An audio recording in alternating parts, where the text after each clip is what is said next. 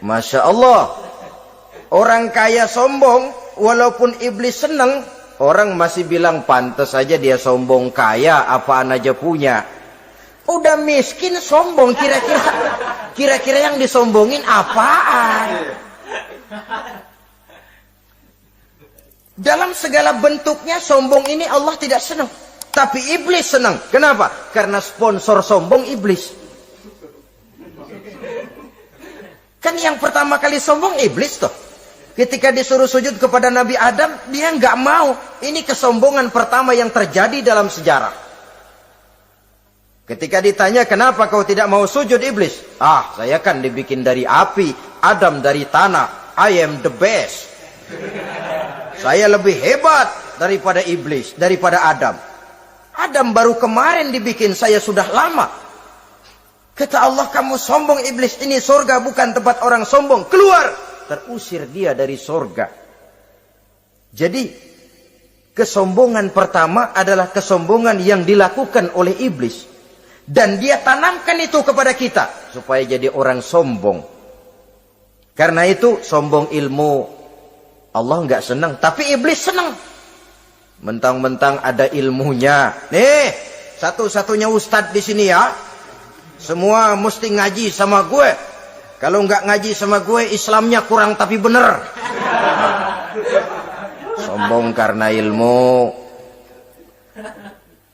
Sombong karena pangkat. Mentang-mentang pakai bintang di pundak, jalan pundak duluan.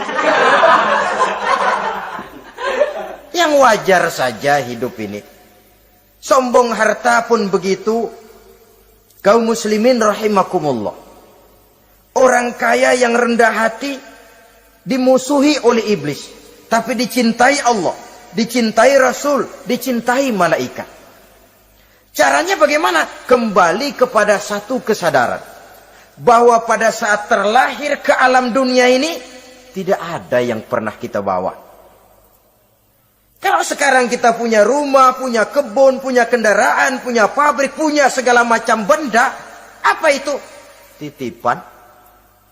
Pada suatu saat akan diambil kembali oleh yang menitipnya. Kalau titipan itu pandai kita jaga, pandai kita syukuri, titipan akan makin banyak. Sama juga kita dalam kehidupan. Kalau orang bisa kita percaya, saya mau pergi ke luar negeri, rumah saya titip kepada tetangga. Saya pulang dari luar negeri, isi rumah tetap, tidak berkurang. Malah dibersihi, malah disapu, dihilangkan kotorannya. Tentu bukan main syukur saya, girang saya. Akan bertambah kepercayaan saya untuk menitipkan apa saja. Ini makna la in syakartum la azidannakum wa la in kafartum inna azabi lasyadid. Kalau kamu pandai bersyukur, aku tambah nikmat. Tapi kalau kamu ingkar, azabku teramat pedih. Artinya apa? Nikmat bisa berubah menjadi azab kalau kita tidak pandai mensyukurinya. Ma'asyiral muslimin rahimakumullah. Orang yang kaya ilmu lalu rendah hati, tidak selalu ingin menonjolkan diri. Ini kadang-kadang yang tanggung ini yang bikin berabe. Alim bener enggak, geblek bener juga enggak. Yang sedikit-sedikit mau nonjolin diri. Kalau enggak jadi imam enggak mau ke masjid. Enggak jadi imam enggak mau ke musola. Pokoknya kalau enggak jadi imam marahan sama musola. Macam mana? Saudara-saudara kaum muslimin rendah hati. Tidak selalu ingin menonjolkan. Sebab orang yang selalu ingin menonjolkan dirinya, biasanya orang yang kekurangan kepercayaan kepada kemampuan dirinya sendiri. Dia selalu ingin dinomorsatukan. Dia selalu ingin ditempatkan pada ranking teratas. Dia tidak percaya diri. Orang yang percaya diri dapat bersikap wajar dalam kehidupan. Begitu juga kaya karena harta, dengan menyadari bahwa harta bagaimanapun banyaknya titipan dari Allah. Pada suatu saat akan kembali. Dia harus dimanfaatkan sesuai dengan kehendak yang menitipnya. Begitu juga kaya oleh karena pangkat, kedudukan dan jabatan. Pada suatu saat jabatan itu akan hilang dari diri kita. Karenanya sering saya jelaskan bahwa pangkat di dunia ini yang paling tinggi pensiun. Titel yang paling akhir almarhum. Saudara setuju atau tidak, titel itu akan saudara dapat. Bagaimanapun kita cinta kepada pangkat kedudukan, entah pada akhirnya suatu saat akan sampai kepada posisi yang namanya pensiun.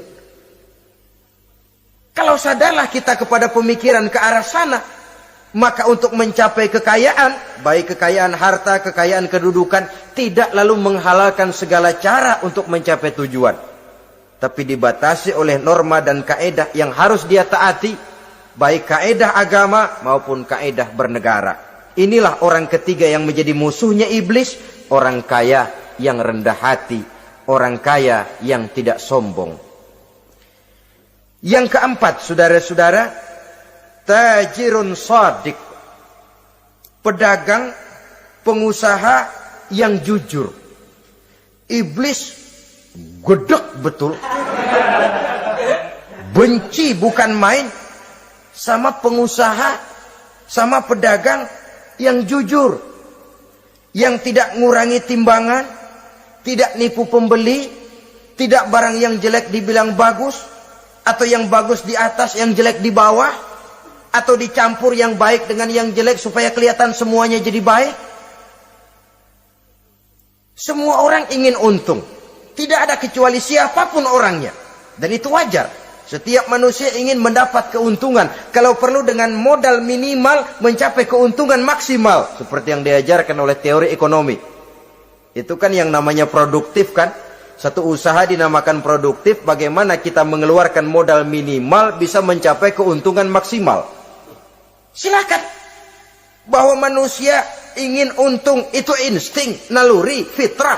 Tidak ada orang yang mau rugi. Tapi cara mencapai keuntungan itu yang membedakan antara seorang muslim dengan yang bukan muslim. Sudah pernah saya sampaikan, apabila kaum pengusaha, para pedagang sudah dijangkiti penyakit yang tidak jujur, yang akan timbul adalah kekacauan ekonomi.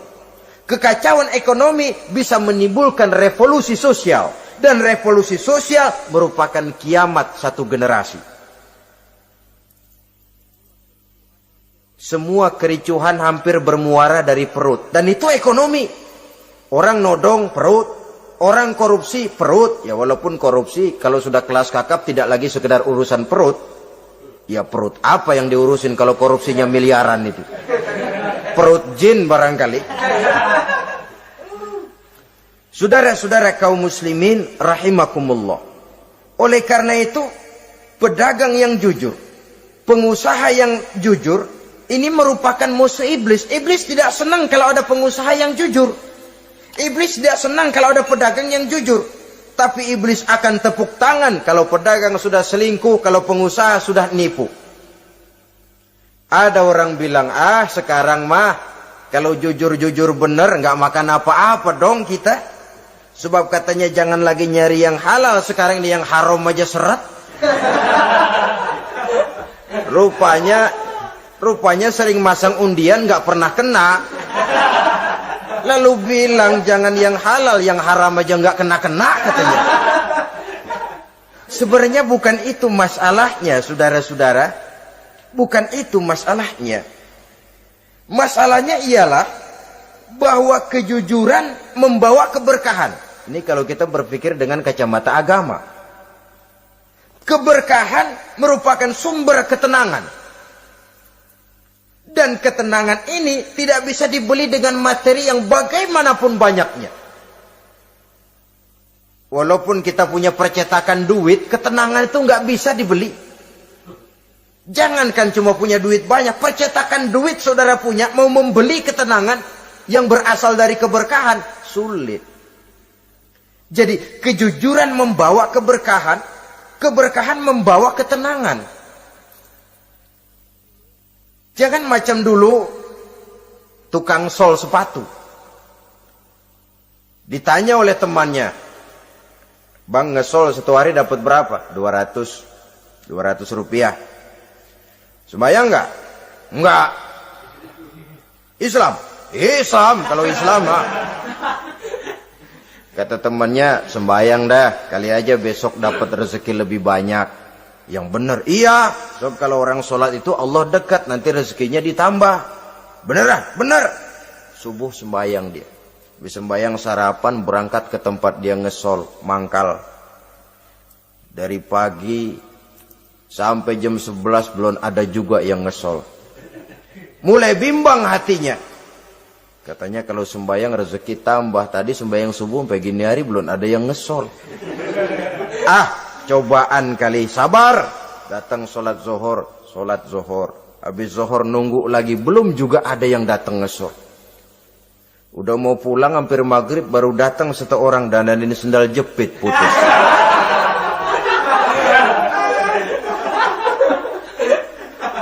Sudah. Bayar 25 rupiah. Pulang dia, si tukang sol ini. Ketemu sama temennya yang nyuruh sholat tadi. Ditanya, bagaimana penghasilan ini hari? Apa dijawab? Gua kapok deh sembahyang.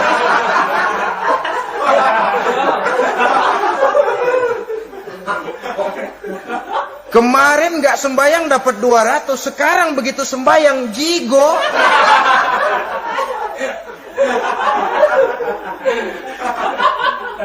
Dia tidak sadar bahwa dari kacamata agama 25 rupiah yang membawa berkah jauh lebih baik ketimbang 200 uang panas. Dari kacamata agama 25 rupiah yang membawa berkah lebih baik daripada 200 rupiah tapi panas. Sebab panas menjauhkan kita dari ketenangan. Itulah sebabnya maka pedagang yang jujur, pengusaha yang jujur menjadi musuh setan dan beruntung. Sekarang jadi pengusaha jujur-jujur nggak dapat proyek, Pak. Kalau nggak bisa semur. Padahal agama sudah menjelaskan ar-rashi wal murtashi finnar. Orang yang nyogok dan orang yang disogok dua-duanya neraka. Kenapa? Join termasuk ta'awanu 'alal ismi wal udwan. Bertolong-tolongan dalam berbuat dosa dan kesalahan. Kalau hadiah, lain hadiah. Kalau sedekah, lain sedekah. Tapi yang namanya semir, suap, ar-rashi wal murtashi finnar. Saudara-saudara kaum muslimin rahimakumullah. Jadi pedagang yang jujur, pengusaha yang jujur merupakan salah satu roda perekonomian. Kegoncangan ekonomi akan menimbulkan dampak sosial yang sangat luas dan kompleks. Yang pada giliran puncaknya, dampak paling negatifnya, dia sanggup menggerakkan terjadinya revolusi sosial. Bukankah sebagian besar gerak hidup manusia dimotivasi oleh keinginan untuk mempertahankan kelangsungan hidup. Dan kelangsungan hidup artinya mulut. Mulut itu artinya perut dan itu artinya makan. Setelah itu mungkin baru pangan, baru sandang.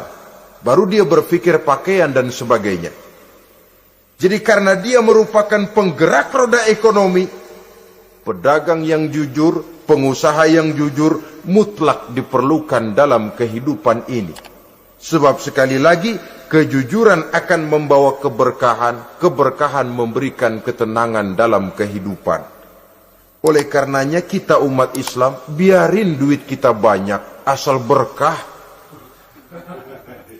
Itu tentu idealnya. Ketimbang dikit tidak berkah, lebih baik ia banyak, ia berkah. Assalamualaikum warahmatullahi wabarakatuh. Waalaikumsalam warahmatullahi wabarakatuh. Bismillahirrahmanirrahim. Alhamdulillahi rabbil alamin. Wassalatu wassalamu ala ashrafil anbiya'i wal mursalin, imamil muttaqin, sayyidil ghurril muhajjalin, sayyidina wa maulana Muhammadin wa ala alihi wa ashabihil mujahidin at-tahirin, amma ba'du. Saudara-saudara kaum muslimin rahimakumullah. Dalam kehidupan ini pada satu sisi memang kita harus melaksanakan berbagai kegiatan amal ibadah. Tetapi pada sisi lain, kita juga harus menjaga. Jangan sampai amal ibadah yang sudah kita kerjakan itu dihancurkan oleh sikap kita sendiri. Bahwa kita sudah sholat, alhamdulillah. Bahwa kita sudah zakat dan memberikan sedekah, syukur. Bahwa kita sudah melaksanakan ibadah haji, thayyib. Apakah dengan demikian amal kita sudah menjadi banyak? Nanti dulu. Jangan berbangga hati dan puas diri.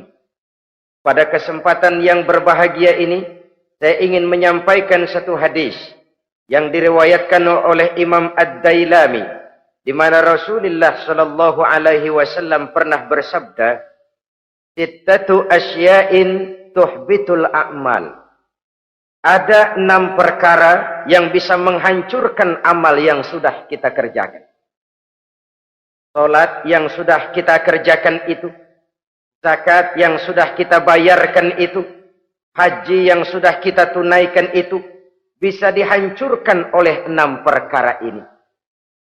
Nanti di akhirat, pada saat setiap orang menunggu pahala dari ganjaran amal yang ia kerjakan di dunia ini, kita menanti dan menanti, ya Rabb, mana amal kebaikan saya? Mana pahala kebajikan yang saya lakukan? Hasilnya tidak ada. Amal yang kita kerjakan dihancurkan oleh sifat-sifat yang akan kita kemukakan pada pertemuan kali ini. Yang pertama yang bisa menghancurkan amal adalah al-istighalu bi'uyubil khalqi. Orang yang terlalu sibuk mencari-cari aib dan kekurangan pada diri orang lain. Habis waktunya hanya untuk mengorek-ngorek celah orang, sementara ia lupa pada aib dan celah dirinya sendiri. Sifat seperti ini menghancurkan amal yang sudah kita kerjakan.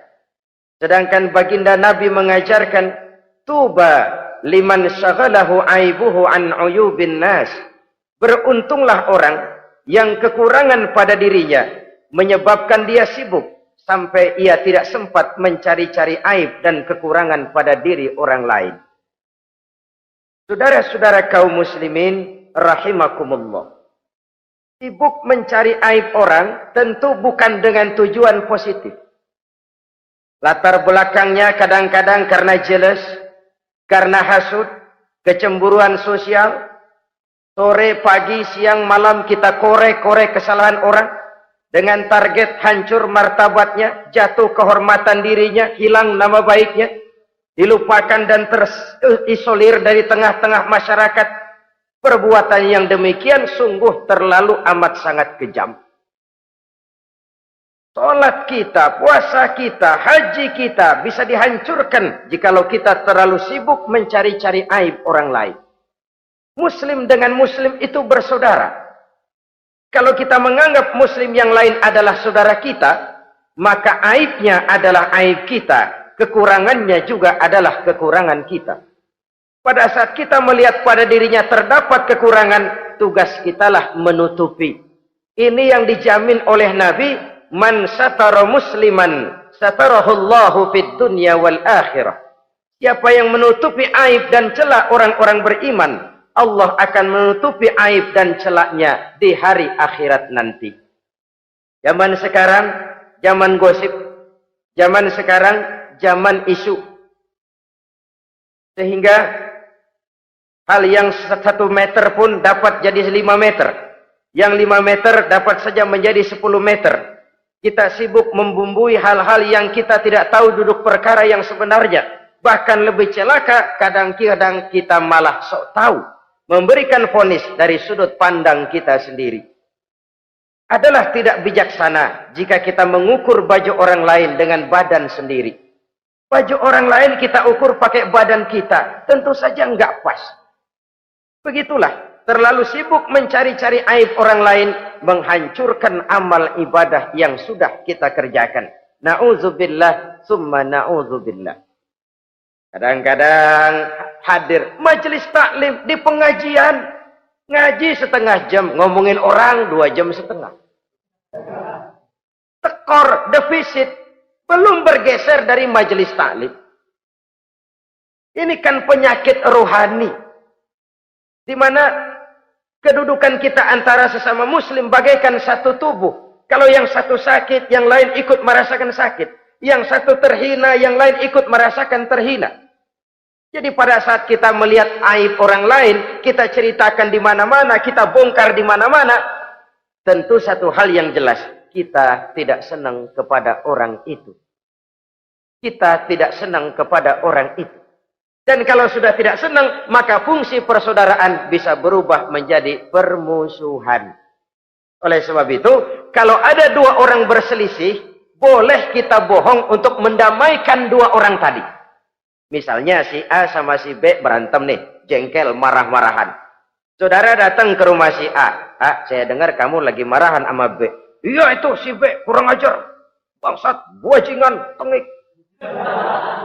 Pokoknya kalau ketemu, awas. Ah, saya kira sih nggak begitu. A, tadi saya ketemu B, dia bilang malah kangen sama sampean. Dia pengen ketemu. Ingat masa lalu zaman sebantal berdua, sebatang rokok berdua. Dia kangen pengen ketemu. Padahal si B nggak ngomong apa-apa sama saya. Saya olah sedemikian rupa sampai si A tenang. A tenang, saya datang ke rumah B. B, katanya kamu lagi marahan sama si A. Iya tuh A, unyuk, monyet. Udahlah, pokoknya kalau ketemu dia saya hantam habis. Ah, barusan saya ketemu si A, dia bilang pengen ketemu ente. Pengen ngobrol kayak dulu, mengembalikan keharmonisan yang hilang, mengembalikan kehangatan persaudaraan yang lenyap. Si A tenang, si B adem. Kenapa? Karena bohong saya. Kesana saya ademin, kesini saya ademin. Jenis bohong seperti ini berpahala. Kenapa? Tujuannya mendamaikan orang yang sedang berselisih. Tapi kan orang bermental seperti ini jarang. Yang banyak kan tukang kompor sekarang.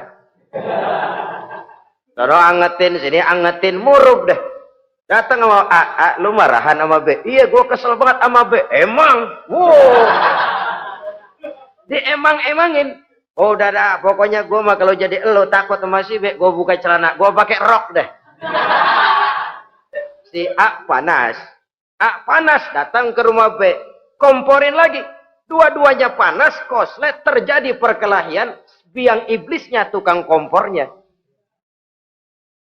Sampai untuk mendamaikan dua orang yang berselisih, diizinkan berdusta. Kenapa? Prinsip Islam itu islah.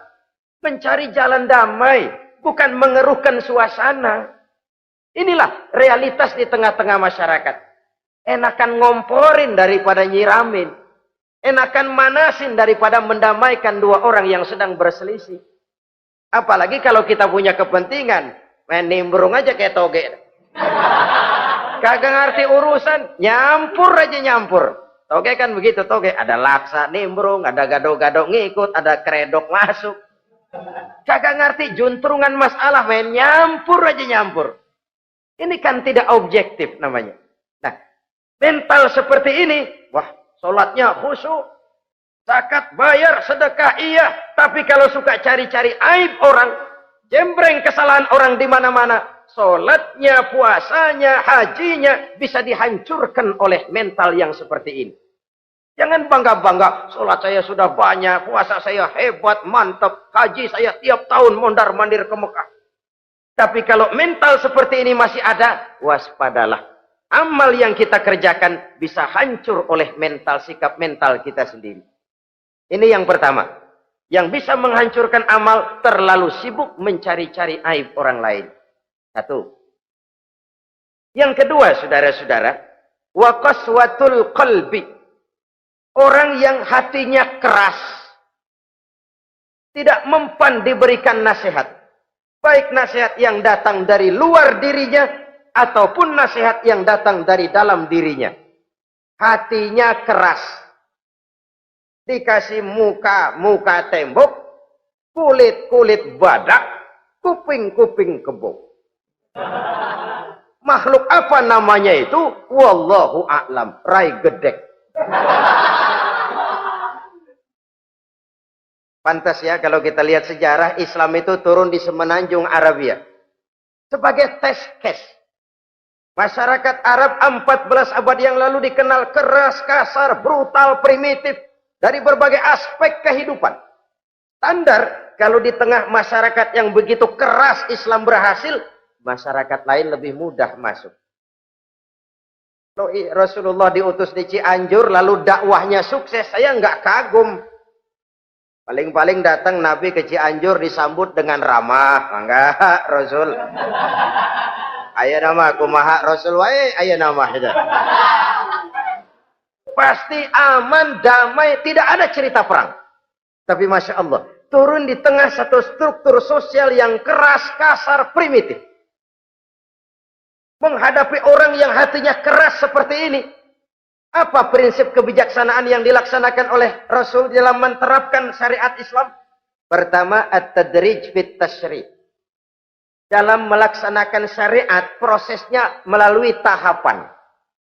Contoh, jahiliyah dulu itu paling senang sama mabuk. Geng. Binteler. Oh, jahiliyah itu kalau sudah mabuk, nggak cuma minum, mandi pakai arak. Subhanallah. Mandi pakai arak. Menghadapi masyarakat yang seperti ini, apa strategi syariat Islam? Mula-mula ayat yang turun. Yas'alunaka 'anil khamri wal maisir, qul fihima ismun kabirun wa manafi'un linnas. Mereka bertanya kepadamu, hai Muhammad, tentang arak. Katakan, arak itu ada manfaatnya, tapi juga ada bahayanya. Bahayanya lebih besar daripada manfaatnya. Tidak diharamkan dulu, tidak. Cuman dikasih sen. Teler emang enak. Oh, melayang ke langit. Cuman ada bahayanya. Bahayanya lebih besar daripada manfaatnya. Dikasih gambaran, dikasih sen. Tidak diharamkan mutlak dulu, tidak. Bertahap dikit dulu. Nih. Urusannya begini nih. Ada manfaatnya, tapi ada bahayanya. Bahayanya lebih besar daripada manfaatnya. Jak rasio berpikir. Setelah tahu bahayanya lebih besar, kan dikit-dikit mulain jauh. Mulain ngurangin, jaga jarak. Setelah ada jarak, turun peringatan kedua. La taqrabus salata wa antum sukara. Jangan dekati sholat kalau kamu lagi mabuk. Sholat sehari semalam 5 kali. Berarti 5 kali mereka harus jaga diri. Jangan sampai mabuk. Makin jauh. Setelah jauh sekali, kira-kira tidak goyah, turun vonis. Innamal khamru wal maisir wal ansabu wal azlamu rijsun min amali syaitan fajtanibu la'allakum tuflihun. Arak itu najis, kotor, perbuatan setan. Jauhi, pasti kamu akan beruntung. Baru timbul hukum haramnya. Orang udah nggak kaget. Kenapa? Pagi-pagi udah dikasih sen. Bahayanya lebih besar.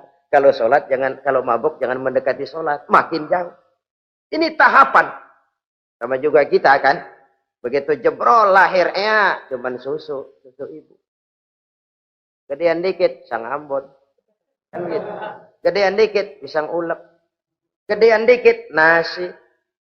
Udah gede bener jengkol jijelin. Proses.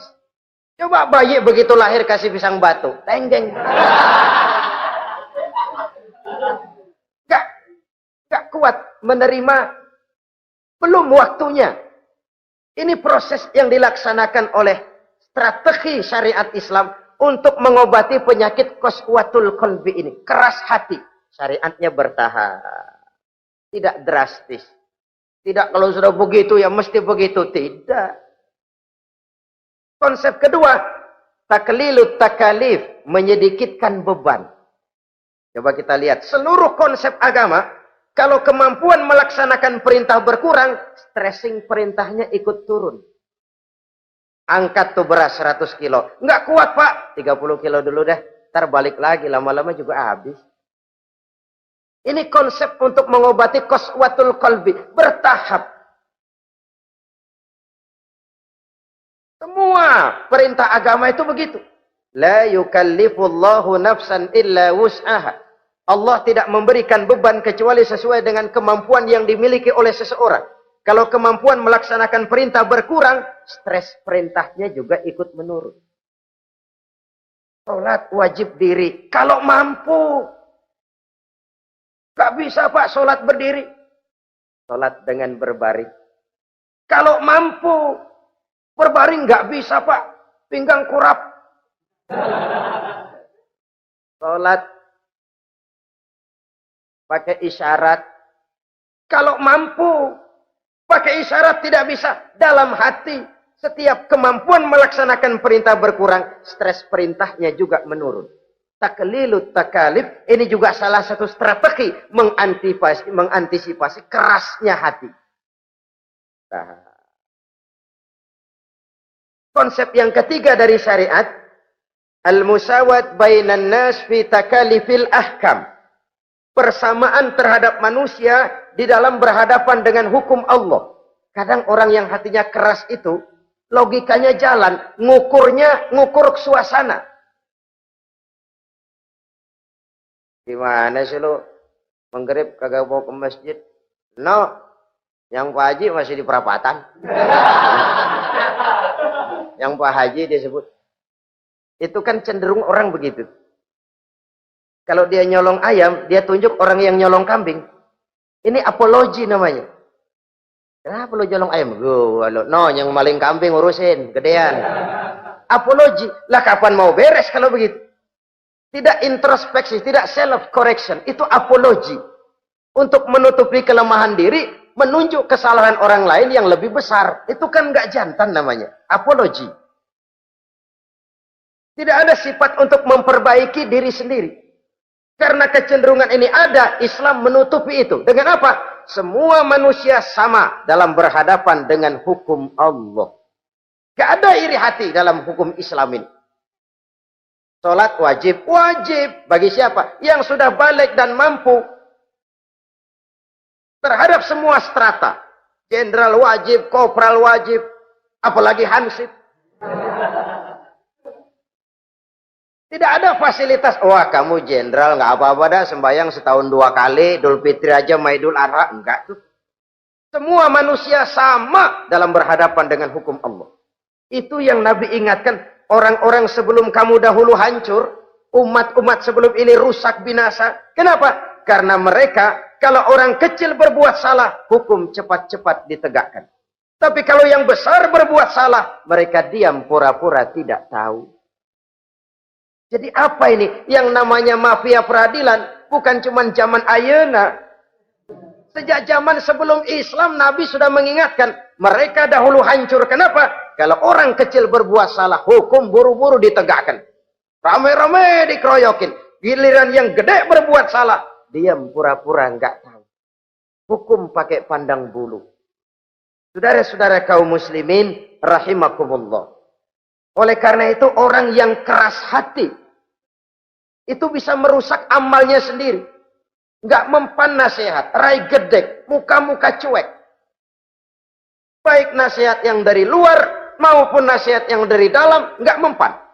Kan dalam hidup ini ada nasihat dari luar, dari orang lain, bisa dari fenomena kehidupan. Ini juga nasihat.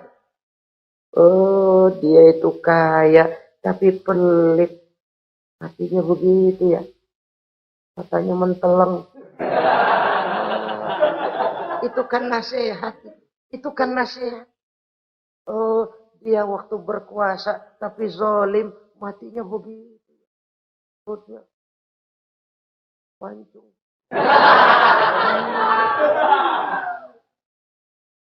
Fenomena kehidupan yang kita lihat, yang kita dengar, yang kita saksikan, itu semuanya bisa nasihat. Unzuru kaifa kana akibatul mukadzibin. Lihat kehidupan ini. Dunia ini kan sebuah sekolahan besar. Semua yang kita lihat, kita saksikan, kita pelajari bisa jadi contoh buat kita.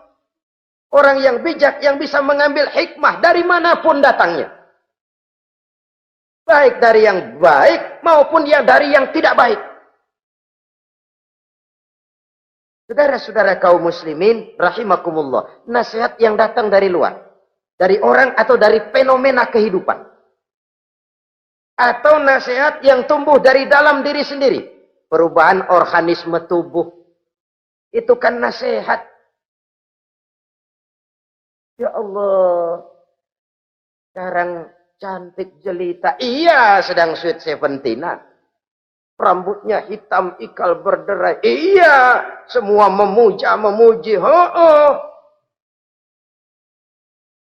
Alisnya katanya laksana semut beriring. Dagunya bak pauh dilayang. Kalau dia senyum, semua orang terpesona. Sekarang, 50 tahun yang akan datang, coba senyum. Kabur orang. Fenomena kehidupan. Apa yang tidak berakhir? Kenapa harus keras hati? Kita kata kita berkuasa, berapa hari kita punya jabatan? Kita kata kita kaya, berapa banyak harta kita? Kita kata kita alim, kita tahu. Apa yang kita tahu dari semesta jagat raya ini? Lalu apa yang tidak berakhir? Korun yang katanya kaya, mati itu. Fir'aun yang katanya gagah, mati. Napoleon Bonaparte, the Lion of Europe, singa daratan Eropa, mati. Saking matinya, mati.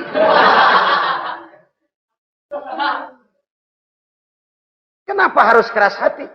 Kenapa tidak melihat perubahan fenomena alam sekitar ini? Apa yang tidak berakhir? Apa yang tidak selesai? Lalu apa yang mau kita sombongkan? Kenapa kita harus keras hati?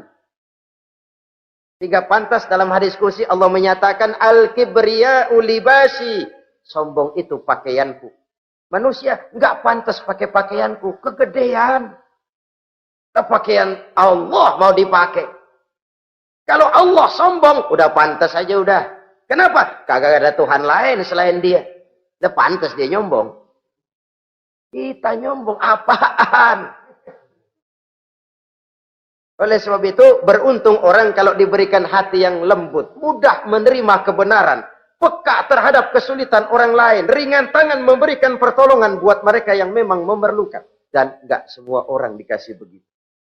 Enggak semua orang. Lain ya. Umar bin Khattab sikapnya keras. Tapi hatinya gampang menerima kebenaran. Nah, lain loh orang kayak begini. Keras sikap boleh keras. Tapi hati mudah menerima kebenaran. Wah, kalau Umar kerasnya kan luar biasa. Tapi hatinya kok gampang menerima kebenaran. Ini hidayah. Coba lihat waktu berita Rasulullah meninggal dunia. Sampaikan oleh para sahabat. Umar jengkel. Cabut pedang. Siapa bilang Muhammad mati, saya tabas batang lehernya. Dia nggak siap menghadapi kenyataan. Emosinya yang jalan, bukan rasionya. Keras. Bilang deh, Muhammad meninggal. Saya tabas batang lehernya. Untung ada Sayyidina Abu Bakar. Beliau tidak bicara langsung, cuma pidato.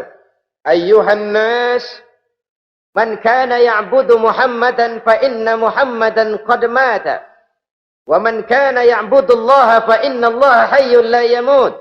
Hai manusia, siapa yang menyembah Muhammad, Muhammad sudah meninggal. Tapi siapa yang menyembah Allah, Allah maha hidup dan tidak akan pernah mati buat selama-lamanya. Sayyidina Umar tersentak. Subhanallah, saya salah. Bagaimanapun Muhammad hanya seorang manusia. Saya cinta dia, saya suka dia. Nyawa saya pertaruhkan untuk dia. Tapi dia manusia dan saya tidak menyembah Muhammad. Ia sadar akan kekeliruannya. Berlinang air matanya. Keras sikapnya, tapi lembut hatinya. Nah, yang kayak begini, bagus. Ini udah sikap keras, hati keras. Yaitu tadi. Muka tembok, kulit badak, kuping kebo. Diapain aja udah nggak mempan aja udah. Susah yang kayak begini. Saudara-saudara, ma'asyiral muslimin, rahimakumullah. Jadi yang kedua, yang bisa menghancurkan amal kita, orang yang hatinya keras. Wah. Yang ketiga sekarang, yang bisa menghancurkan amal kita itu wahubbud dunya. Orang yang terlalu cinta kepada dunia. Nih, pakai kalimat terlalu ya. Kalau sekadar cinta. Assalamualaikum warahmatullahi wabarakatuh. Waalaikumsalam warahmatullahi wabarakatuh. Bismillahirrahmanirrahim. Alhamdulillahi rabbil alamin. Wassalatu wassalamu ala ashrafil anbiya'i wal mursalin, Sayyidina wa maulana Muhammadin wa ala alihi wa ashabihil mujahidin at-tahirin, amma ba'du. Saudara-saudara, kita maklum bahwa solat merupakan sarana yang paling efektif untuk mendekatkan manusia kepada Allah. Makin dekat manusia dengan Allah, makin tidak senang iblis dan setan. Karena itu segala macam cara mereka berusaha mengaduk-ngaduk solat kita. Dan sesungguhnya, jikalau kita mengerjakan solat, itu kan targetnya cuma dua. Pertama, agar solat kita itu sah. Yang kedua, agar solat kita itu qabul, yakni diterima oleh Allah. Kalau soal sah dan tidak, ukurannya gampang. Saya kalau ditanya orang, Pak, solat saya sah atau tidak? Saya bisa jawab. Saudara, solatnya syarat rukunnya cukup apa tidak? Cukup, sah. Itu kalau perkara sah. Tapi kalau sudah perkara qabul, Pak, solat saya diterima atau tidak oleh Allah? Ini saya tidak bisa jawab. Kenapa? Soal qabul mencakup masalah batin. Cuma ukuran logikanya, kalau syarat rukun cukup, insya Allah qabul. Saudara-saudara kaum muslimin rahimakumullah. Oleh karenanya, pada saat kita sholat, iblis, setan datang dari segala macam penjuru supaya kita kehilangan rasa khusyuk. Apalagi kalau kita jadi imam yang gerak kita, bacaan kita dilihat, didengar, disaksikan oleh orang banyak. Digodanya gerakan kita, dibolak-baliknya hati kita, supaya di dalam sholat itu banyak yang kita ingat, hal-hal yang tidak ada hubungannya dengan sholat. Kadang-kadang belum sholat kita ribut nyari pulpen, nggak ketemu, begitu takbir ingat pulpen di atas lemari. Mulai goncang lagi niat kita sholat. Kadang-kadang kalau hati tidak bisa dipermainkan, iblis berbisik lagi. Gerakan kita dalam sholat tidak mencerminkan kekhusyuan. Kalau gerak juga ternyata masih bisa khusyuk, bacaan kita dibuatnya kita seperti dikejar-kejar waktu. Sholat isya misalnya, dengan cara kilat khusus, super singkat. Saya katakan tadi, apalagi kalau kita jadi imam, iblis mudah mendatangkan penyakit riya. Karena mengimami orang banyak, lalu supaya dikira alim, dibuatlah sholatnya itu mantep-mantep. Surahnya dicari yang panjang-panjang, paling pendek sabihis sama wadduha. Tapi kalau sudah sholat sendirian, cukup inna a'toinakal kautsar sama kul huwallahu ahad. Kayaknya khusyuk bukan main. Kalau imam, bahasanya dipaseh-pasehin kayak orang 16 tahun di Mekah. Usolli fardhol maghribi salasa raka'atin. Saudara-saudara kaum muslimin yang berbahagia, oleh karena solat merupakan sarana yang paling efektif untuk mendekatkan diri dengan Allah, maka orang yang khusyuk di dalam solatnya merupakan musuh utama daripada iblis. Sekarang bagaimana bisa khusyuk caranya? Kalau khusyuk 100%, rasa-rasanya sulit.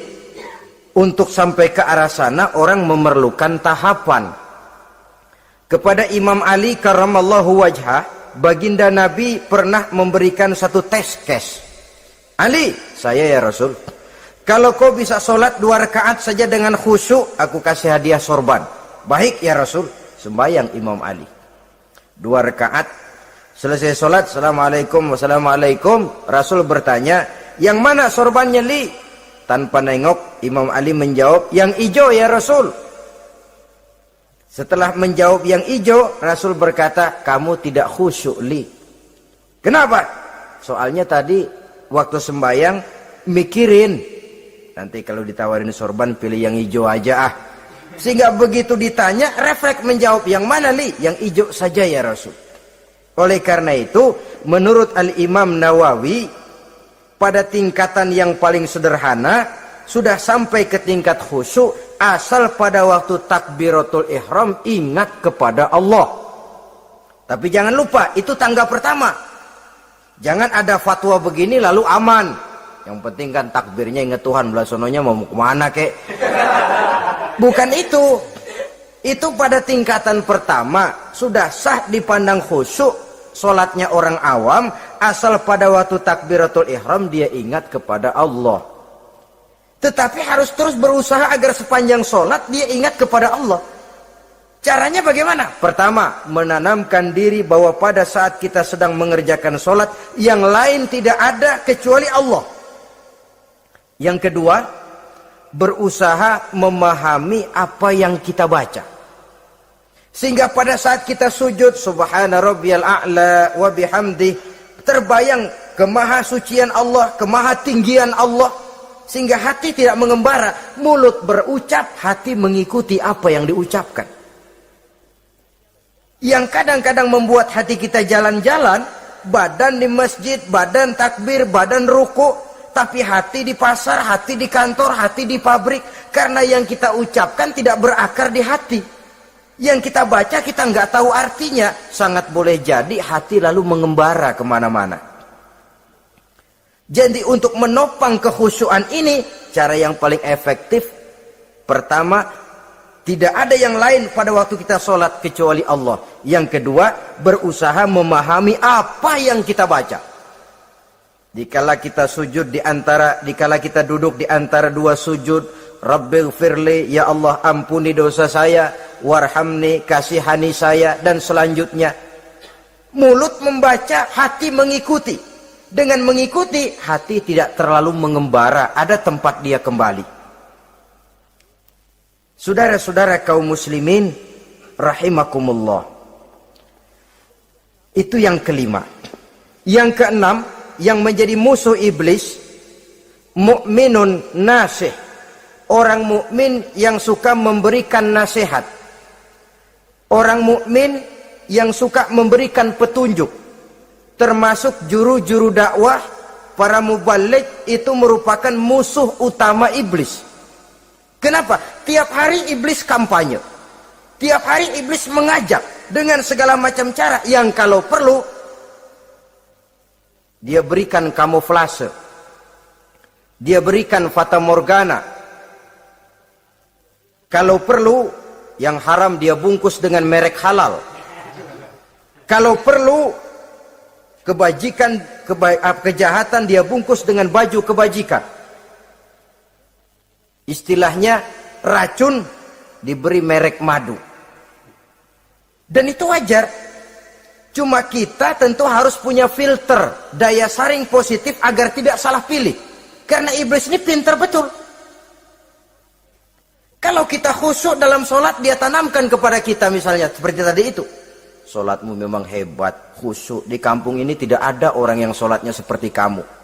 Tertanam itu dalam hati kita, timbul ujub. Akhirnya, iya. Gue lihat-lihat di kampung sini kagak ada yang sembayangi kayak gua. Nah, sudah masuk iblis. Jadi, dia pandai mengikuti gerak hati dan irama denyut jantung manusia ini.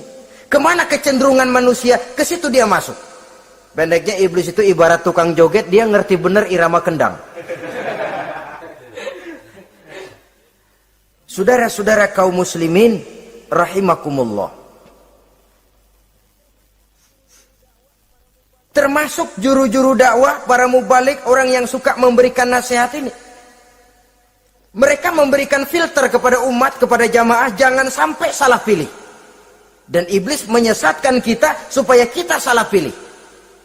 Satu contoh ringan. Kalau di depan saudara ada 2 buah gelas, yang segelas isinya jamu, yang segelas sirup. Kira-kira saudara minum yang mana? Jamu. Jamu apa sirup? Jamu. Sirup apa jamu? Jamu. Orang yang pikirannya panjang, dia pasti minum jamu. Pahit memang, getir memang, tapi besok badan sehat, tenaga kuat, gairah kerja ada, kreativitas timbul, semangat menghadapi kehidupan tumbuh. Orang mukmin, orang yang berpandangan jauh ke depan. Pandangannya panjang. Panjang kemana? Tidak cuma ke dunia, sampai juga dia memandang ke alam barzakh, ke akhirat. Sholat itu jamu, pahit. Ngaji, hadir di majelis taklim, itu jamu, pahit.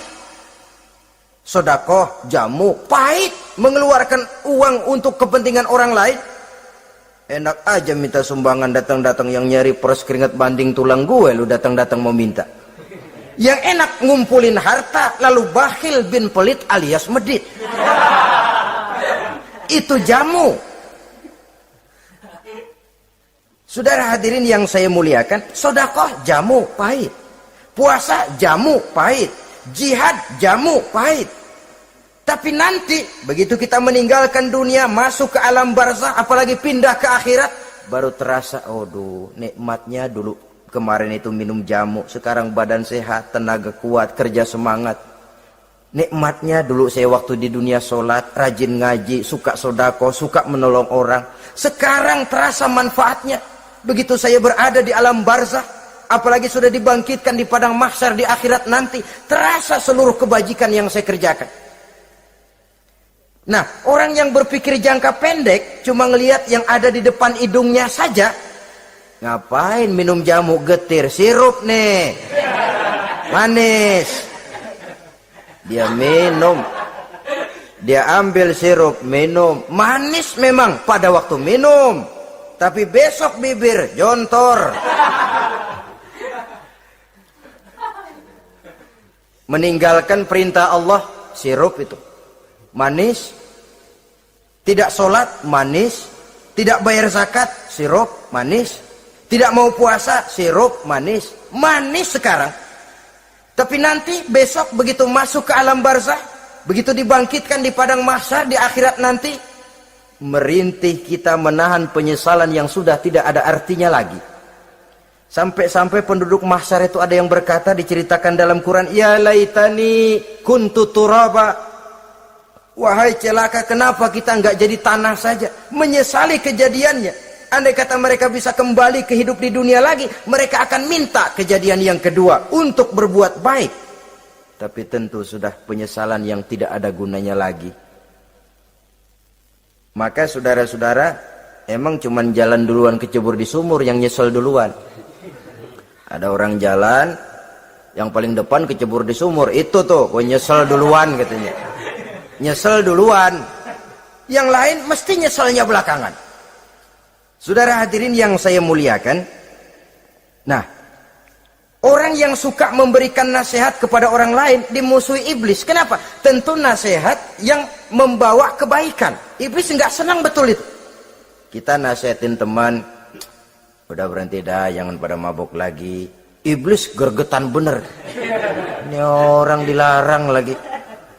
Kita nasihati teman, udah jangan masang-masang lagi dah, nggak bakalan kena, dikebohongin. Nggak ada orang jadi kaya masang judi, bangkrut malah loh.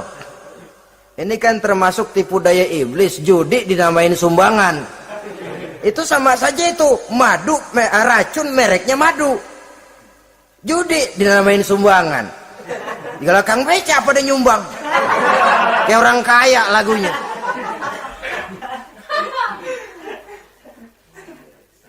Saudara-saudara kaum muslimin rahimakumullah, adalah kewajiban kita memang untuk tawasau bil haq, saling nasihat menasihati. Setiap kita juru dakwah, setiap kita wajib menyampaikan apa yang sudah kita tahu kepada orang yang belum atau kurang tahu. Saudara yang bisa bismillah wajib mendakwahkan bismillah itu kepada orang yang belum tahu bismillah. Saudara bisa Fatihah, harus menyampaikan itu kepada orang yang belum bisa Fatihah. Persetan dengan orang lain. Apalagi yang cuma kerjanya ngeritik saja, lu baru bisa Fatihah doang udah ngajar. Biar aja yang diajarin gak bisa Fatihah kok. Apa masalahnya pemerataan di bidang keilmuan? Sebab memang biasa penonton itu selalu lebih pandai menilai, kayaknya lebih pintar dari yang main. Sama saja orang nonton bola, ngomel melulu. Padahal dia sendiri belum tentu bisa main. Dengerin orang pidato pun begitu. Monten bisa. Wah, kalau dia yang pidato 1 jam kayak semenit. Tapi kalau si Ano tuh kita udah pegel belum juga mau berhenti. Monten bisa. Coba dia suruh pidato. Udah 1/4 jam masih ama ba'du. Apa mau dibilang ama ba'du?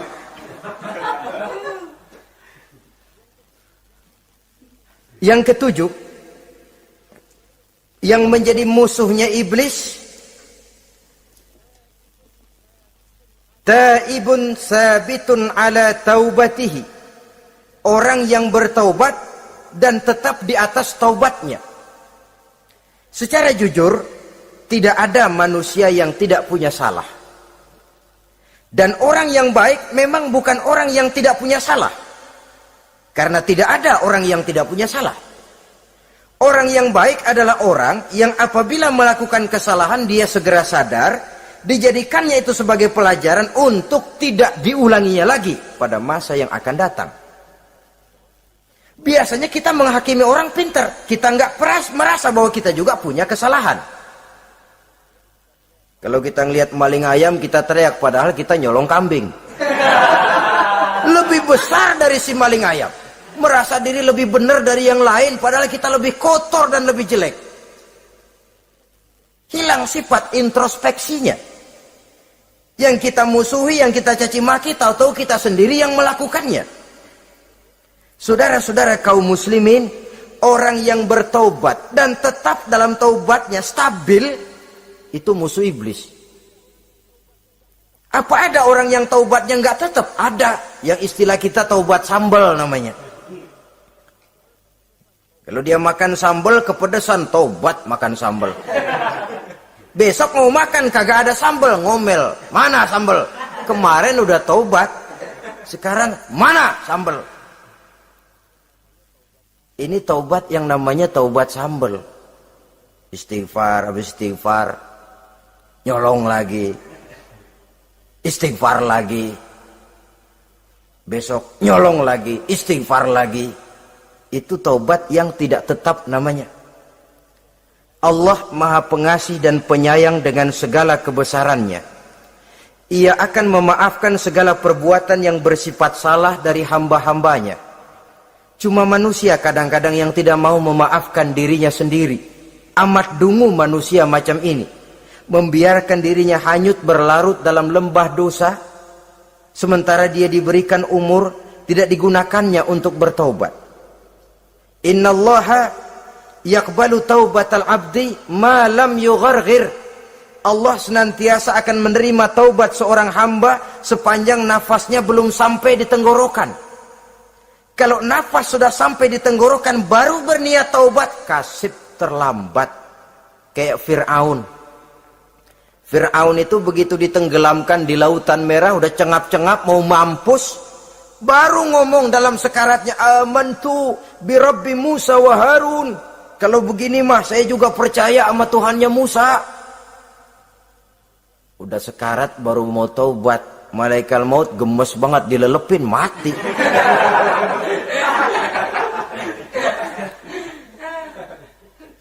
Nah, kepada adik-adik remaja, biasanya kalau sudah bicara taubat, pikiran kita, taubat mah urusan 70 tahun ke atas. Kita masih lama ini. Sebenarnya tidak. Masalah taubat adalah masalah salah dan dosa. Masalah salah dan dosa adalah masalah manusia. Sejak dia akil balik sampai ajal datang merenggut nyawa. Hidup ini tidak selalu berjalan mulus. Hidup ini tidak selalu berjalan di atas kertas putih. Kadang kita tersilap, kadang kita tersalah. Kadang situasi dan kondisi menyebabkan kita berbuat lain dari yang seharusnya. Itu kehidupan. Silih berganti. Oleh karenanya pesan Nabi, wa atbi'i sayyi'atal hasanah. Perbuatan salah ikuti dengan kebajikan. Dosa iringi dengan taubat. Jangan nunggu. Saya untuk taubat takut nanti bikin lagi. Nah, ini namanya punya harapan mau bikin lagi. Nanti aja dah kalau tua-tuaan. Saudara, kalau dosa itu ditumpuk, itu sama saja kotoran yang menodai hati. Kalau kotoran gak rajin kita bersihin, dia akan berkarat. Dan kalau sudah berkarat, sudah sulit untuk dibersihkan. Itu makna ungkapan Imamul Ghazali, hati manusia sebening kaca. Lapisan dosa yang dia kerjakan adalah debu yang menutupi jernihnya kaca. Orang yang bersih dari dosa, dekat dengan Allah, hatinya jernih seperti kaca. Dari hati yang jernih, radarnya kontak kepada Allah. Sinyalnya nyambung channelnya itu. Getarannya hebat. Wajar kalau lalu dia bisa tahu apa yang besok akan terjadi. Diberitahu oleh Allah. Yang namanya ilmu laduni itu.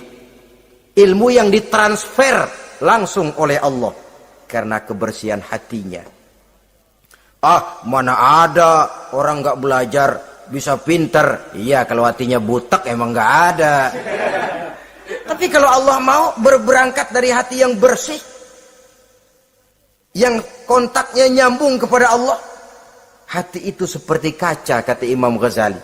Dosa yang kita lakukan adalah debu.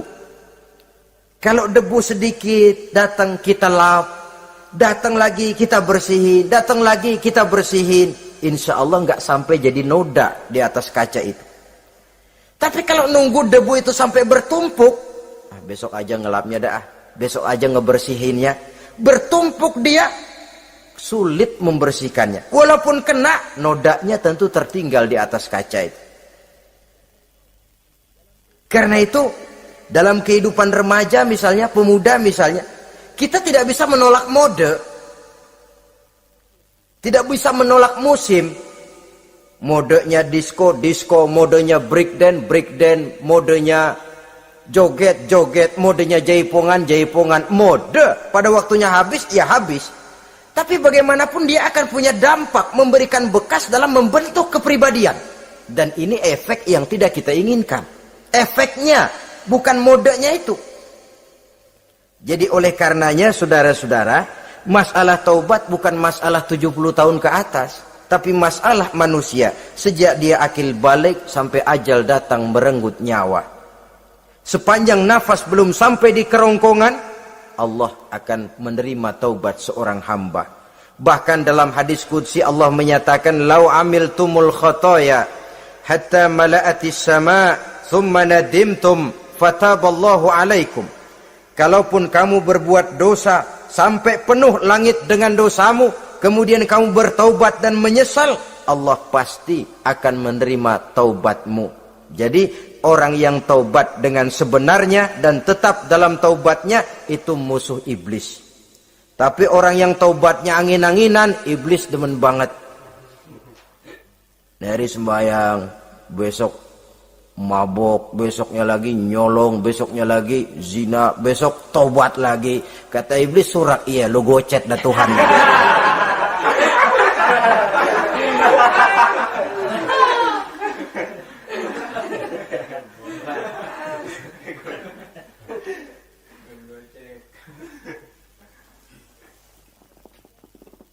Selanjutnya, yang ke-8, musuh iblis, musuh setan, mukminun yudawi mu'alat taharah.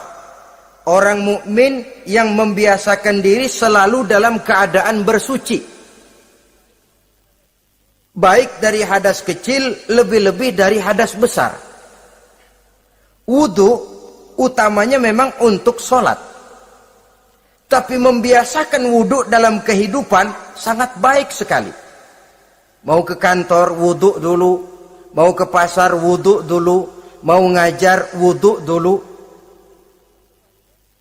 Apa sebabnya? Karena dalam keadaan suci, orang ada sikap memelihara kesuciannya.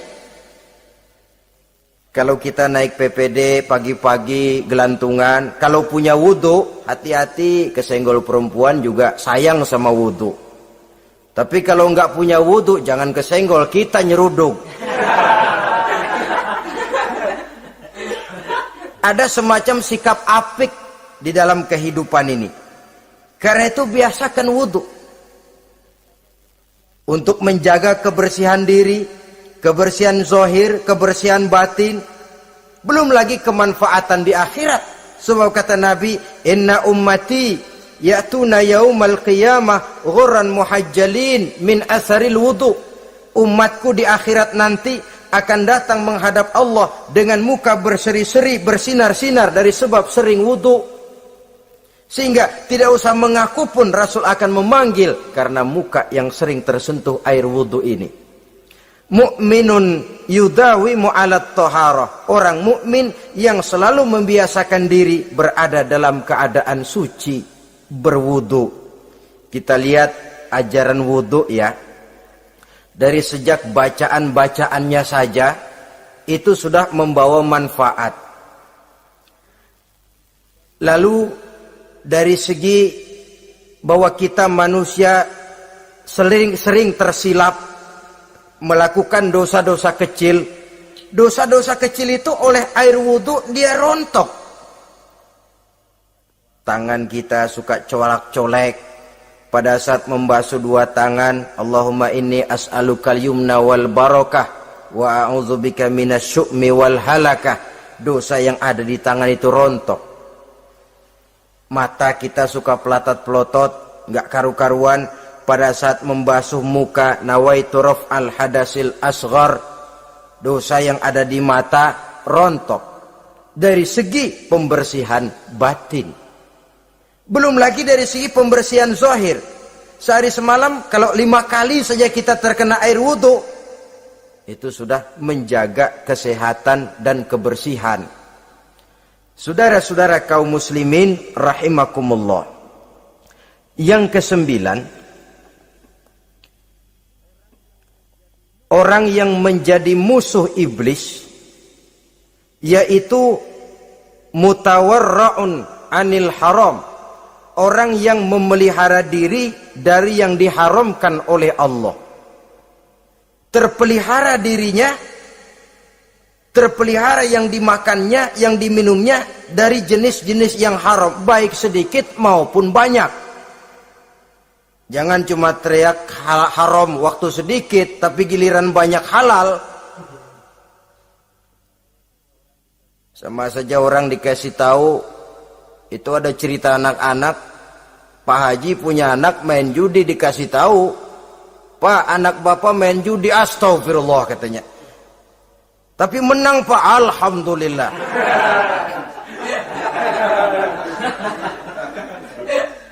Ini kan sama saja, giliran sedikit dibilang haram karena dia nggak dapat jatah, begitu dapat banyak dan dia kecipratan jadi halal.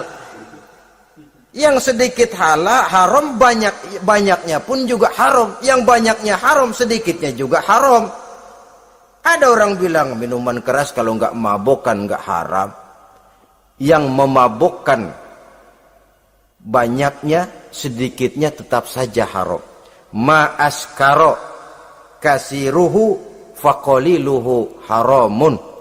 Apa yang banyak menyebabkan jadi mabuk, sedikitnya pun juga haram.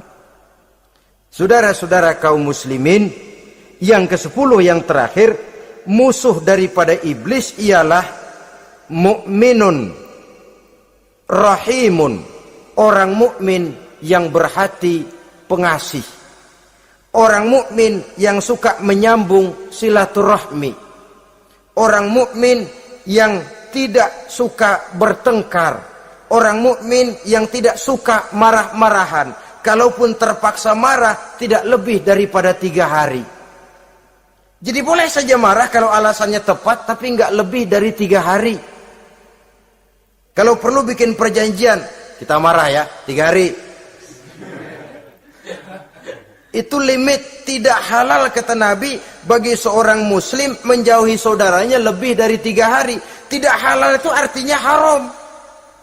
Kita ini kadang-kadang kalau sudah marahan sama tetangga kah, sama teman kah, kadang-kadang suka berlaku perpanjangan waktu. Tidak cukup perpanjangan waktu, ditambah lagi perpanjangan generasi.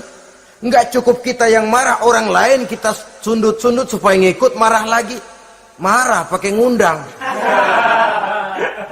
Kayak mafia lagunya, udah dia marah, orang lain lagi disuruh marah. Saudara hadirin yang saya muliakan, mukmin yang punya sifat belas kasih, berhati jernih, itu musuh utama dari iblis. Tapi mukmin yang suka marah-marahan, tukang hasut dan tukang bakar, itu teman-teman iblis. Oleh karena itu, mudah-mudahan kita semua menjadi musuh iblis. Dan jangan menjadi musuh iblis. Jangan menjadi teman iblis. Sebab iblis sudah kadang memproklamirkan permusuhan. Sekali dia musuh kita, selamanya dia akan tetap menjadi musuh kita. Berusahalah untuk menjadi musuh iblis, dan jangan sekali-kali toleransi. Jangan berusaha menjadi teman iblis. Inilah yang kita bicarakan pada pertemuan ini. Mudah-mudahan ada manfaatnya. Terima kasih atas segala perhatian. Mohon maaf atas segala kekurangan. Wassalamualaikum warahmatullahi wabarakatuh. Waalaikumsalam.